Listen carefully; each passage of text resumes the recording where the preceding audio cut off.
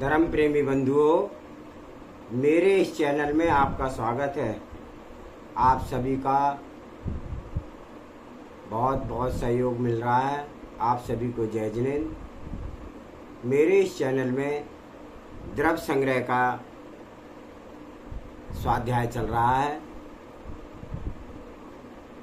आचार्य श्री नेमिचंद सिद्धांत देव द्वारा विरचित यह छोटा सा ग्रंथ बहुत ही गूढ़ ग्रंथ है। इस ग्रंथ की दिव्य टीका मुनि श्री प्रणम सागर महाराज ने की है। मैं मात वाचना कर रहा हूँ। कल हमने इस ग्रंथ में स्वाध्याय किया था कि जीव क्या है, द्रव्य कितने हैं और जीव का लक्षण क्या है। आज हम आगे स्वाध्याय करेंगे। इससे पूर्व मंगलाचरण करते हैं। ओंकारं बिंदु संयुक्तं नित्यं ध्यायन्ति योगिने कामिदं मोक्षिदं चैवे ओंकाराय नमो नमः। अविरल शब्द गनौगा प्रक्षालति सकल भूतल मल कलंका मुनि विपार्षित तीर्था सरस्वती हरतो नो दुर्तान। अज्ञान तिमिर अंधानाम ज्ञान अंजन शलाकया चक्षुषि उन्मीलितं येन तस्मै श्री गुरुवे नमः। श्री गुरुवे नमः। परम श्री गुरुवे नमः। परम प्राचार्य श्री गुरुवे नमः। सकल कालुष विध्वंसकं श्रेयसां परिवर्धकं धर्म संबंधकं भव्य जीव मन प्रतिबोधकारकम् इदं शास्त्रं श्री द्रव्य संग्रह नामधेयम्। एतन् मूल ग्रंथ कर्तारा श्री सर्वज्ञ देवा तदुत्तर ग्रंथ कर्तारा श्री गणधर देवा प्रतिगणधर देवा तेषां वचनासारणमासाद्य आचार्य श्री नेमिचंद सिद्धांत देव द्वारा विरचितम्। मंगलम भगवान वीरो मंगलम गौतमोगणि मंगलम कुंद कुंदा देवति जैन धर्मोस्तु मंगलम। सर्वे श्रोता सावधानतः श्रवन्तु।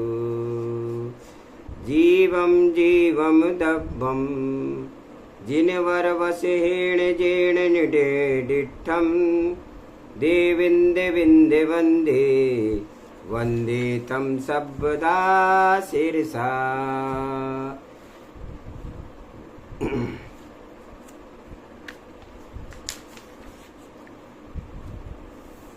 जीवो जीवो उभयोगमयो उमित्तो कत्ता सद्य परिमाणो भोक्ता संसारत्थो सिद्धो सो विश्वेशो डग्गई। 2 श्लोक का कल हमने स्वाध्याय किया था। तीसरे श्लोक का स्वाध्याय आज हम करेंगे। कल इसको हमने थोड़ा स्वाध्याय किया था, आज पुनः उसको पूरा करेंगे। तिक्काले चदुपाण इंद्रिय बल माऊ आण पाणु व्यवहारासो जीवो निच्छेण दो जूचे दीर्णा जस्य। तो जीव ये हमने बताया था कि जीव वह है जिसमें श्वासोश्वास है, आयु है, बल है और इंद्रिय है। ये 4 जो जीव होगा, ये 4 प्राण उसके अंदर अवश्य पाए जाएंगे। और इनका वर्णन करते हुए कल हम कि कोई एक जीव 1 इंद्रिय है, कोई 2 इंद्रिय है, कोई 3 इंद्रिय है, कोई 4 इंद्रिय है, कोई 5 इंद्रिय है। तो बल 3 होते हैं, मन बल, वचन बल और काय बल। काय बल प्रत्येक प्राणी के पास होता है। जिसमें जिव्या या रसना इंद्रिय आ जाए उसमें वचन बल हो जाएगा। और जिसमें बोलने की, जिससे कि उसे बोलने की शक्ति आ जाती है, वहीं से वचन बल आरंभ हो जाता है। यदि कोई बोल पाए या न बोल पाए, लेकिन उसमें वचन बल आ जाता है। वचन बल 2 इंद्रिय आरंभ हो जाता है, क्योंकि रसना इंद्रिय 2 इंद्रिय जीव के आरंभ हो जाती है। इसके बाद 3 इंद्रिय, 4 इंद्रिय, 5 इंद्रिय जीव होते हैं। पंचेंद्रिय जीव में भी 2 भेद होते हैं, संगी पंचेंद्रिय और असंगी पंचेंद्रिय। संगी पंचेंद्रिय जीव होते हैं जिनमें मन होता है, जैसे मनुष्य आदि, और असंगी पंचेंद्रिय वो होते हैं जिनमें मन नहीं होता, जैसे कोई तोता, पानी का सर्प आदि। मन बल संगी पंचेंद्रिय जीव के होता है। एक इंद्रिय जीव में कितने प्राण होते हैं? स्पर्श इंद्रिया, काय बल, आयु, श्वासोश्वास। 2 इंद्रिय में स्पर्शन और रसना इंद्रिया, मन बल, वचन बल, काय बल, आयु और श्वासोश्वास 6 प्राण पाए जाते हैं। और 3 इंद्रिय में 1 प्राण बढ़ जाता है। 3 इंद्रिय में 7 प्राण, 4 इंद्रिय में 8 प्राण, संगी पंचेंद्रिय में 9 प्राण, असंगी पंचेंद्रिय में 9 प्राण और संगी पंचेंद्रिय में 10 प्राण पाए जाते हैं। अनंत भगवान के कितने प्राण होते हैं? अनंत भगवान के भी 4 ही प्राण रह जाते हैं, मन बल, वचन बल, आयु और श्वासोश्वास।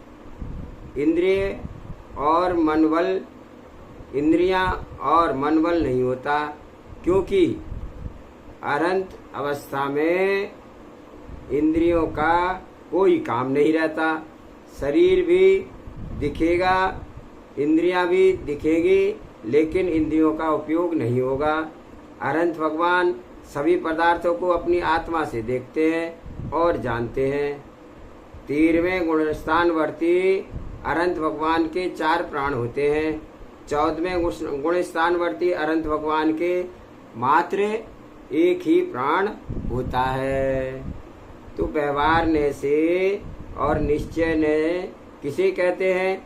वस्तु के संयोग रूप अथवा भेद रूप का जो ज्ञान कराता है वह व्यवहार ने है। संयोग का अर्थ है मिला जुला। जब एक वस्तु में कोई दूसरी वस्तु, तीसरी, चौथी वस्तु मिल जाए तो बनता है संयोग रूप। भेद का अर्थ है एक वस्तु में कितनी वस्तुएं और हैं, और हम जिस वस्तु में का जितना भेद कर सकते हैं। संयोग ना भी हो तो भी एक अखंड वस्तु में भी भेद का ज्ञान किया जा सकता है। उदाहरण के लिए, जैसे गाय के गले में रस्सी बांधी तो क्या हुआ? रस्सी का गाय के साथ संयोग हो गया। जब हम रस्सी को खींचेंगे तो गाय साथ में खींची चली आएगी। तो खींची तो हम रस्सी को रहे हैं और आ रही है गाय। जब रस्सी को ढीला कर देंगे तो चली भी जाएगी। तो इसे कहते हैं संयोग संबंध। व्यवहारने से यह बात सही है कि गाय के गले में रस्सी है और रस्सी ने गाय को पकड़ रखा है, और फिर हमने भी उसे पकड़ रखा है। तो हमने रस्सी को खींचा, रस्सी ने गाय को खींचा, लेकिन खींचकर तो गाय ही आ रही है। तो यह हो गया संयोग। इसी संयोग का ज्ञान हमें व्यवहार ने कराता है। अब इसी में क्या होता है? भेद स्वरूप। जैसे मान लीजिए हमने रस्सी को अलग देखा, अलग जाना, और गाय को अलग देखा, अलग जाना, लेकिन गाय को अलग जानते हुए भी हम यह देख रहे हैं कि गाय में भी हमें बहुत से भेद दिखाई दे रहे हैं। जैसे कि गाय की 2 आंखें, 4 पैर इत्यादि। हम यह क्या कर रहे हैं? एक ही वस्तु में भेद कर रहे हैं। तो क्या इसका ज्ञान भी हमें व्यवहार ने ही कराता है? इसका अर्थ है व्यवहार ने संयोग रूप का ज्ञान भी कराता है। गाय रस्सी के साथ ही थी तो रस्सी को गाय के साथ देखना और भेद स्वरूप का भी ज्ञान करना कि गाय काली है, गोरी है, दूध कम देती है, ज़्यादा देती है आदि। एक और उदाहरण, जैसे एक मिट्टी के घड़े में हमने पानी भरकर रखा हुआ है। जब हम किसी व्यक्ति से कहेंगे कि भाई पानी ले आओ, तो वह पूछेगा कहाँ से ले आऊं। तो हमने उससे कहा कि घड़े में से ले आओ। तो फिर उस व्यक्ति ने पूछा कि कौन से घड़े में से ले आऊं। हमने उससे कहा पानी के घड़े में से ले आओ, लेकिन घड़ा तो पानी का नहीं है, वह तो मिट्टी का ही होता है। लेकिन घी पानी का संबंध के कारण से वह घड़ा मिट्टी का ही नहीं पानी का कहलाता है। तो इस संयोग संबंध को बताने वाला व्यवहार ने होता है। और जब हम कहेंगे कि घड़ा मिट्टी का ही है होता है और पानी पानी ही होता है, घड़ा कभी पानी का नहीं होता है और घड़ा कभी पानी ही नहीं होता है, तब हम निश्चय ने से यह कहलाएगा, निश्चय ने से घड़ा घड़ा है और पानी पानी है। तो प्राण कितने होते हैं? व्यवहार ने से जीव के 4 प्राण होते हैं, इंद्रिय, बल, आयु और श्वासोश्वास। तो निश्चय ने से जीव में एक चेतना मात्र प्राण होता है, आत्मा। तो इंद्रिय प्राण किसे कहते हैं? द्रव्य इंद्रियों के निमित्त से उत्पन्न हुई क्षयोपशमिक ज्ञान भाव को इंद्रिय प्राण कहते हैं। तो हमारे पास 2 प्रकार की इंद्रियां होती हैं, द्रव्य इंद्रिय और भाव इंद्रिय। जैसे हमारी आँख है, जो यह आँख दिख रही है वह द्रव्य इंद्रिय ही है होती है, और जो हमारी देखने और जानने की क्षमता है वह भाव इंद्रिय होती है। अर्थात द्रव्य इंद्रिय के कारण हमारे अंदर क्षयोपशमिक ज्ञान की क्षमता है और वह भाव इंद्रिया होती है। अर्थात द्रव्य इंद्रिय के कारण हमारे अंदर क्षयोपशमिक ज्ञान का भाव रहता है और उसी को ही प्राण इंद्रिय प्राण कहते हैं। भीतरी प्राण का अर्थ है कि हमारे पास आँख है, ऐसा हमें आभास होता है, जिसका नाम ही इंद्रिय प्राण है। यदि कोई व्यक्ति दृष्टिहीन ही है, फिर भी वह इतना तो आभास करता ही है कि उसके पास आँख है, लेकिन वह आँख काम नहीं कर रही है। भीतर से उसको ज्ञान हो रहा है कि मेरे पास आँख है, मैं आँख से देख सकता था लेकिन मुझे दिखाई नहीं दे रहा है, यह भी उसका इंद्रिय प्राण है। बल प्राण क्या होता है? अनंत शक्ति के एक भाग प्रमाण मन, वचन और काय के निमित्त से उत्पन्न हुए बल को बल प्राण कहते हैं। आत्मा में अनंत शक्ति होती है, उसी शक्ति से हमारे अंदर मन, वचन और काय बल उत्पन्न होते हैं। हमारी काय में, वचन में जो हम बोलते हैं, मन में जो हम सोचते हैं, सभी में बल लगता है। यह बल पुद्गल में आत्मा द्वारा आता है, लेकिन आत्मा का संयोग बल नहीं आ पाएगा, क्योंकि आत्मा में अनंत बल होता है। तो यह अनंत बल का एक भाग उसके भी 3 भाग में है, कुछ मन में, कुछ वचन में और कुछ काय में जाता है। अर्थात जो हमारे अंदर प्राण शक्ति उत्पन्न होती है उसका नाम ही बल प्राण है। एक भाग प्रमाण का अर्थ है आत्मा की अनंत शक्ति का एक भाग। आयु प्राण किसे कहते हैं? जिसके उदय से भव संबंधी जीवन चलता है और क्षय से मरण होता है, उसे आयु प्राण कहते हैं। अर्थात जो हमारा मनुष्य भव है, आयु कर्म के उदय से ही मनुष्य भव संबंधी हमारा जीवन चल रहा है और इसके क्षय से ही मरण को प्राप्त होगा।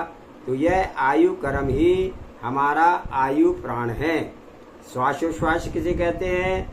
इसका अर्थ यह है कि किसी भी प्रकार से शरीर में वायु का आ जाना यह आवश्यक नहीं है कि वायु के आने जाने के लिए नासिका या फेफड़े ही हों, क्योंकि दो इंद्रिय जीव के में ना नासिका पाई जाती है, लेकिन श्वासोश्वास प्राण तो एक इंद्रिय जीव में भी होता है और दो इंद्रिय में भी होता है।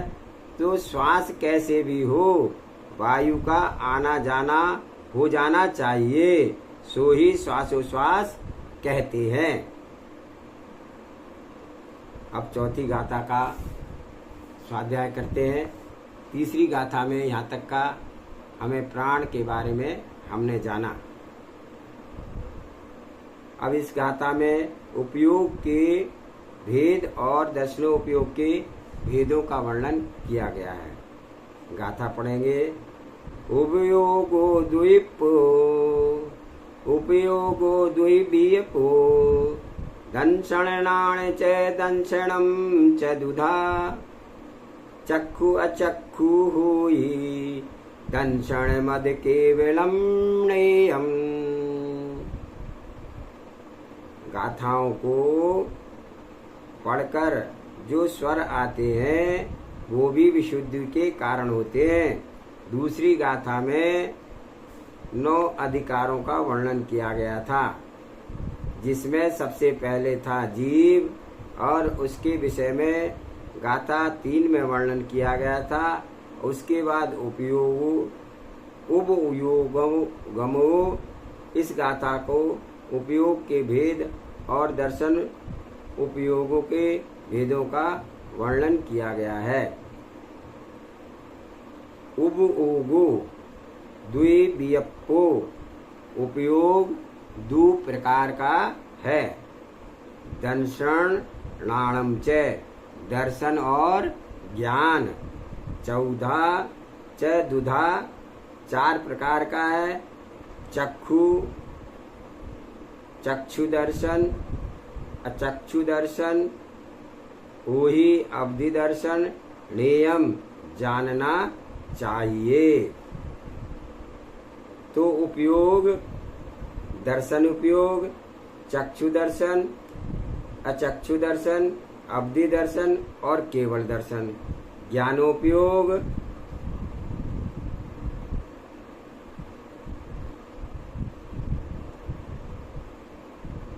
कुमति,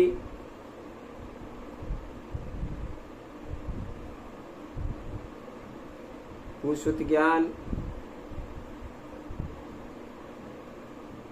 कुअवधि ज्ञान, मति ज्ञान, सुत ज्ञान, अवधि ज्ञान, मन प्रज्ञान और केवल ज्ञान। ज्ञान उपयोग के 8 भेद बताए। अब इसको जानते हैं। उपयोग 2 विकल्प वाला है। विकल्प का अर्थ होता है भेद, अर्थात उपयोग के 2 भेद होते हैं। दंशनम अर्थात दर्शन और नाणम अर्थात ज्ञान।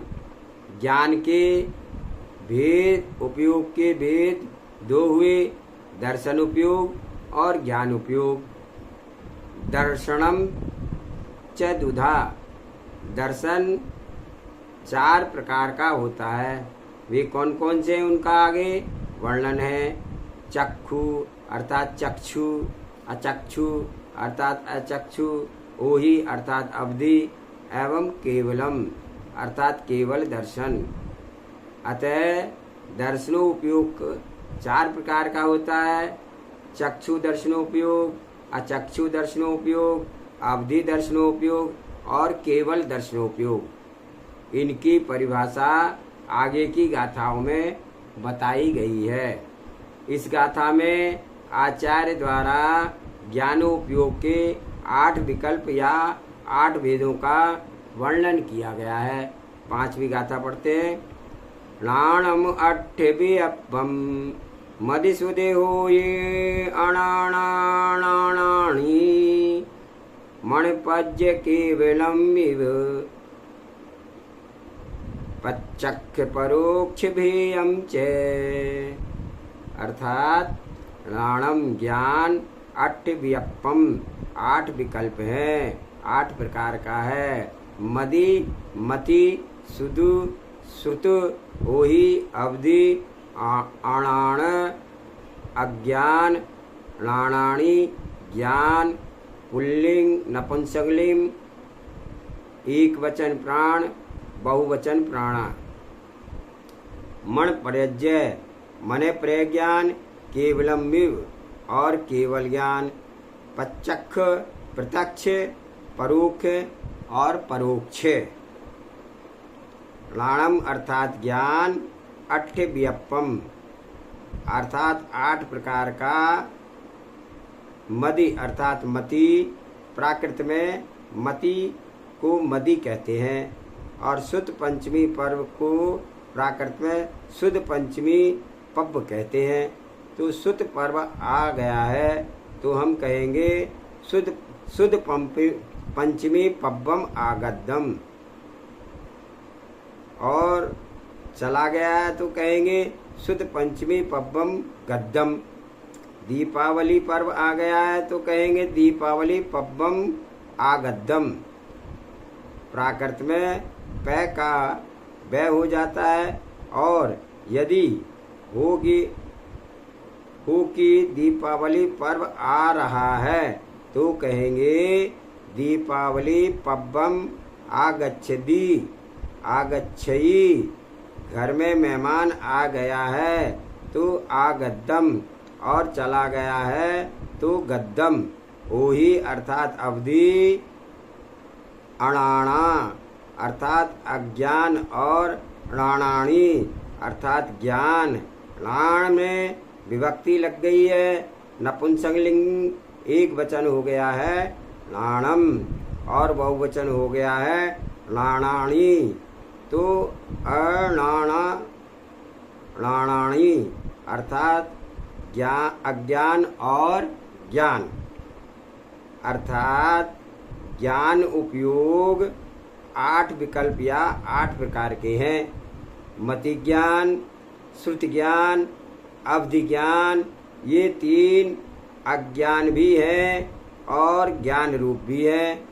अर्थात अज्ञान का अर्थ है मिथ्या ज्ञान, और ज्ञान का अर्थ है सम्यक ज्ञान। अज्ञान रूप में कु शब्द जुड़ जाता है, और यदि अज्ञान रूप समीचन हो तो कुमति ज्ञान,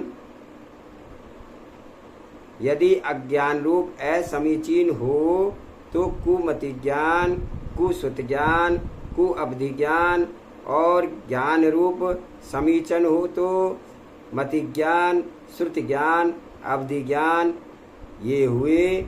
और मन प्रज्ञान और केवल ज्ञान, ये 8 प्रकार के ज्ञानों उपयोग के भेद हुए। इन 8 ज्ञानों में कुमति ज्ञान, कुश्रुति ज्ञान, कुअवधि ज्ञान, ये 3 मिथ्या ज्ञान हैं, और मति ज्ञान, श्रुति ज्ञान, अवधि ज्ञान, मन प्रज्ञान और केवल ज्ञान, ये 5 सम्यक ज्ञान हैं।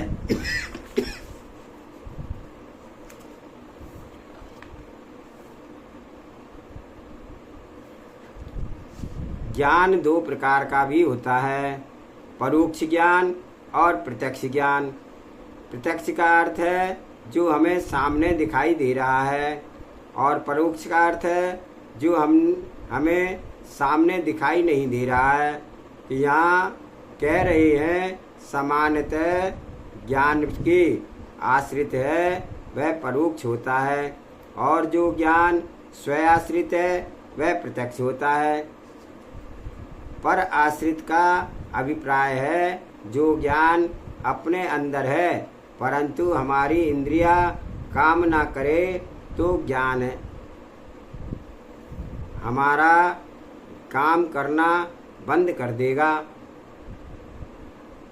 जैसे मान लीजिए हमारी आँख है वह धीरे धीरे कमज़ोर हो गई है और या अचानक से चोट लग गई है, दिखना बंद हो गया है, तो ऐसी स्थिति में ज्ञान तो हमारे अंदर था लेकिन देख नहीं पा रहे हैं।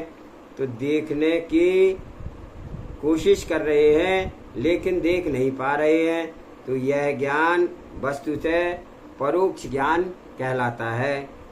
इंद्रिय और मन के द्वारा होने वाला ज्ञान परोक्ष और केवल आत्मा के द्वारा जिसमें इंद्रिय और मन की आवश्यकता ना हो होने वाला ज्ञान प्रत्यक्ष ज्ञान कहलाता है।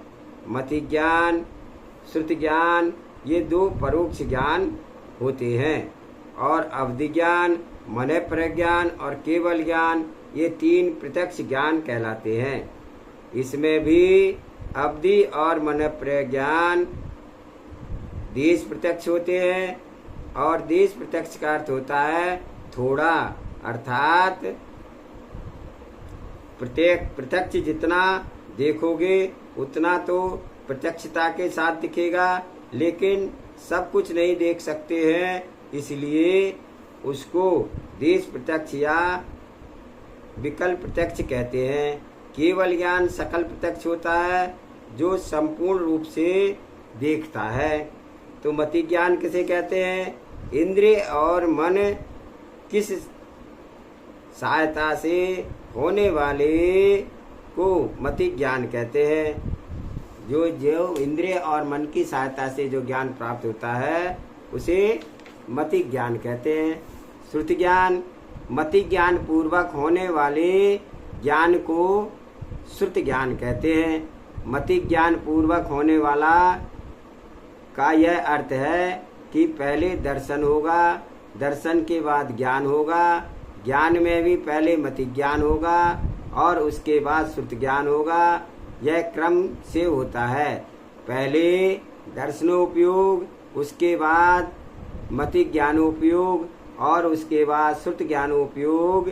वस्तुतः मन के माध्यम से ही श्रुति ज्ञान होता है और मन के माध्यम से ही मति ज्ञान भी होता है। जिस पदार्थ को हम जान रहे थे उस पदार्थ को जब तक हम जानते हैं तब तक वह मति ज्ञान से संबंध रहता है, और जब उस पदार्थ से अलग जो हमारे ज्ञान में आने लग जाता है वह हमारा श्रुति ज्ञान हो जाता है।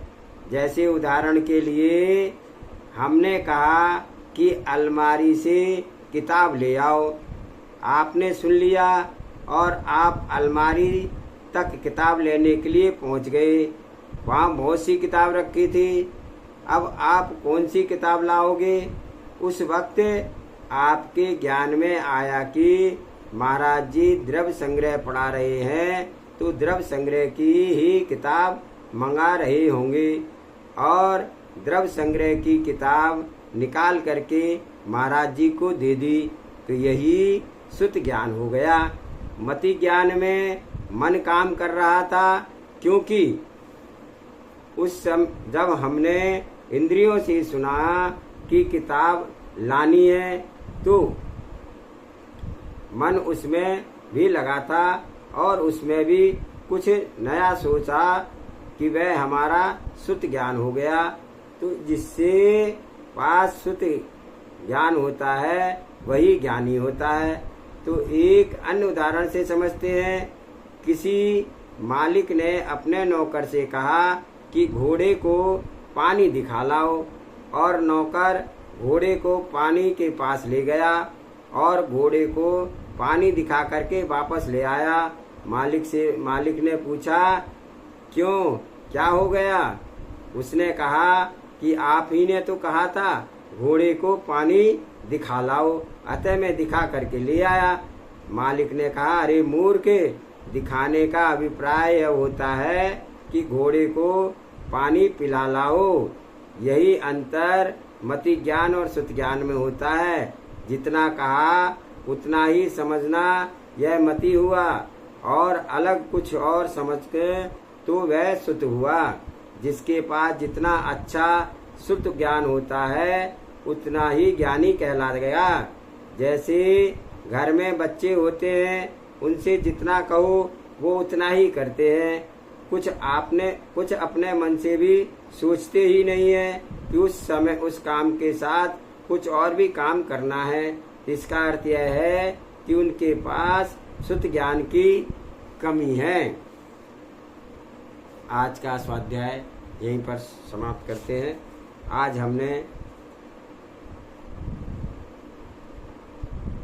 3 गाथाओं का स्वाध्याय किया और उसमें मति ज्ञान, श्रुति ज्ञान, प्राण आदि के बारे में जाना। इसको हमें मनन चिंतन करना है और यह द्रव्य हमारे जीवन में हमारे साथ हैं, उनका हमें सदुपयोग करना है। जावानी के ज्ञान से सूझे लोकालोक, सोवाणी मस्तक नमो सदा देत हूँ दो।